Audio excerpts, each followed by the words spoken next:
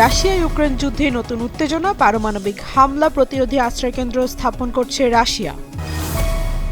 Ukraine ও মধ্যপ্রাচ্যের সংঘাতের জেরে ফুরিয়ে যাচ্ছে মার্কিন বিমান প্রতিরক্ষা অস্ত্রের মজুত। পারমাণবিক যুদ্ধের আশঙ্কার মধ্যে রুশ মার্কিন সংকট নিরসনের বিশেষ হটলাইন নিষ্ক্রিয়। যুক্তরাষ্ট্রের লস অ্যাঞ্জেলেসের অভিবাসীদের সুরক্ষায় নতুন পদক্ষেপ ঘোষণা। ইউরোপীয় ইউনিয়নের শুল্ক আরোপ ইস্যুতে জার্মানির সহায়তা চাইলেন চীনা প্রেসিডেন্ট শি জিনপিং।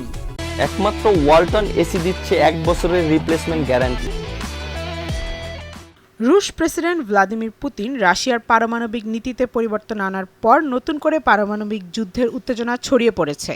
এই উত্তেজনার মধ্যেই রাশিয়া পারমাণবিক যুদ্ধের সম্ভাব্য ঝুঁকি মোকাবেলায় ভ্রাম্যমাণ বোমা আশ্রয়কেন্দ্র স্থাপন শুরু করেছে। KUBM নামের এই বিশেষ আশ্রয়কেন্দ্রগুলো পারমাণবিক বিস্ফোরণের শকওয়েভ, তেজস্ক্রিয়তার পাশাপাশি প্রচলিত অস্ত্রের বিস্ফোরণ, ধ্বংসাবশেষ, রাসায়নিক পদার্থ ও আগুনের মতো বিভিন্ন ঝুঁকি থেকে 48 ঘন্টা পর্যন্ত সুরক্ষা দিতে সক্ষম। মঙ্গলবার ব্রিটিশ বার্তা সংস্থা রয়টার্স জানিয়েছে, এই শেল্টারগুলো দেখতে জাহাজের শক্তিশালী কন্টেইনারের মতো ও সহজেই ট্রাকে করে পরিবহনযোগ্য। এগুলোতে দুটি মডিউল রয়েছে, একটি 54 জন মানুষের জন্য থাকার জায়গা এবং আরেকটি প্রযুক্তি সংক্রান্ত ব্লক।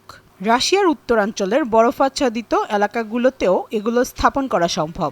দেশটির জরুরি মন্ত্রণালয়ের গবেষণা প্রতিষ্ঠান জানিয়েছে, ভ্রাম্যমাণ আশ্রয়কেন্দ্রগুলো শুধু সামরিক হুমকি নয়, প্রাকৃতিক দুর্যোগ ও মানবসৃষ্ট বিপদ থেকেও নাগরিকদের সুরক্ষা দিবে।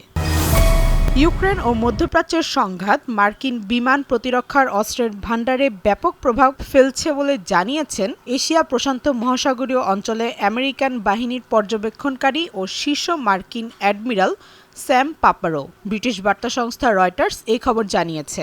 মঙ্গলবার একটি অনুষ্ঠানে অ্যাডমিরাল স্যাম পাপারোর এই স্বীকারোক্তি নবনির্বাচিত প্রেসিডেন্ট ডোনাল্ড ট্রাম্পের আগত প্রশাসনের দৃষ্টি আকর্ষণ করতে পারে বলে মনে করছেন বিশ্লেষকরা। তারা ইউক্রেনের যুদ্ধ নিয়ে অধিক সন্দেহপ্রবণ, এমনকি বর্তমান মার্কিন প্রেসিডেন্ট জো বাইডেন চীনের সঙ্গে সম্ভাব্য সংঘর্ষের জন্য প্রস্তুতি নিতে ব্যর্থ হয়েছেন বলেও যুক্তি দিচ্ছেন তারা। রাশিয়া ও যুক্তরাষ্ট্রের মধ্যকার কিউবার পারমাণবিক ক্ষেপণাস্ত্র সংকট নিরসনে 1963 সালে কথিত একটি হটলাইন প্রতিষ্ঠা করা হয়েছিল। এই হটলাইনে যে কোনো সংকট নিরসনে উভয় দেশের নেতারা সরাসরি আলাপ করতে পারতেন। তবে সেই বিশেষ হটলাইন সুবিধা এখন আর ব্যবহার করা যাচ্ছে না বলে জানিয়েছে ক্রেমলিন। বুধবার রুশ বার্তা সংস্থা RIকে দেওয়া একটি সাক্ষাৎকারে এই তথ্য জানিয়েছেন রুশ প্রেসিডেন্ট ভ্লাদিমির পুতিনের কার্যালয় ক্রেমলিনের মুখপাত্র দিমিত্রি পেসকভ। কিউবা সংকটের পর বর্তমানে যুক্তরাষ্ট্রের সঙ্গে রাশিয়ার সম্পর্ক তলানিতে রয়েছে। সম্প্রতি মার্কিন দূরপাল্লার ক্ষেপণাস্ত্র দিয়ে রুশ ভূখণ্ডের গভীরে হামলার অনুমতি দিয়েছে যুক্তরাষ্ট্র। এরপর রুশ প্রেসিডেন্ট পুতিন রাশিয়ার পারমাণবিক নীতিতে পরিবর্তন এনেছেন। এই পরিবর্তনের ফলে রাশিয়ার পক্ষে পারমাণবিক অস্ত্র ব্যবহারের সুযোগ বেড়েছে।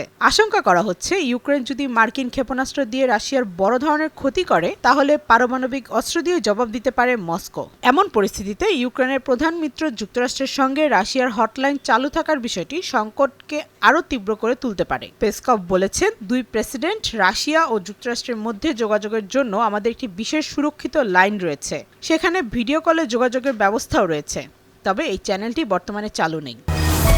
যুক্তরাষ্ট্রের লস অ্যাঞ্জেলস সিটি কাউন্সিল শহরে বসবাসরত অভিবাসীদের সুরক্ষা নিশ্চিত করতে নতুন একটি অধ্যাদেশ জারি করেছে। মঙ্গলবার কাউন্সিল সর্বসম্মতিক্রমে স্যাচুয়ারি সিটি অর্ডিন্যান্স নামের অধ্যাদেশটি অনুমোদন করে। এর অধীনে কেন্দ্রীয় অভিবাসন আইন প্রয়োগে শহরের কোনো সম্পদ বা কর্মীকে ব্যবহার করা যাবে না। ব্রিটিশ বার্তা সংস্থা রয়টার্স এ তথ্য জানিয়েছে।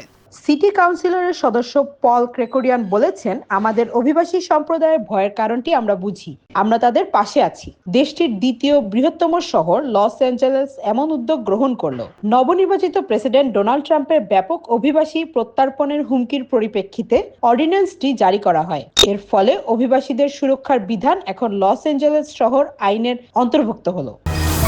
চীনা বৈদ্যুতিক গাড়ি বা ইভির উপর ইউরোপীয় ইউনিয়নের আরোপিত শুল্ক ইস্যুতে জার্মান চ্যান্সেলর ওলাফ শলৎসের কাছে সহায়তা চাইলেন চীনা প্রেসিডেন্ট শি জিনপিং। মঙ্গলবার ব্রাজিলের রিও ডি জেনেরিওতে G20 সম্মেলনের ফাঁকে অনুষ্ঠিত এক বৈঠকে এই সহায়তা চান তিনি। চীনা রাষ্ট্রীয় সংবাদ মাধ্যম CCTVর বরাতে এ খবর জানিয়েছে ব্রিটিশ বার্তা সংস্থা রয়টার্স। বৈঠকে শি বলেছেন, জার্মানির সঙ্গে শক্তিশালী ও কৌশলগত অংশীদারিত্ব গড়ে তুলতে প্রস্তুত চীন। চীনা ইভির উপর শুল্কের বিষয়টি তুলে ধরে তিনি বলেছেন, এটি বেইজিং ও G20 জোটের মধ্যে বাণিজ্যিক যুদ্ধের আশঙ্কা বাড়িয়েছে।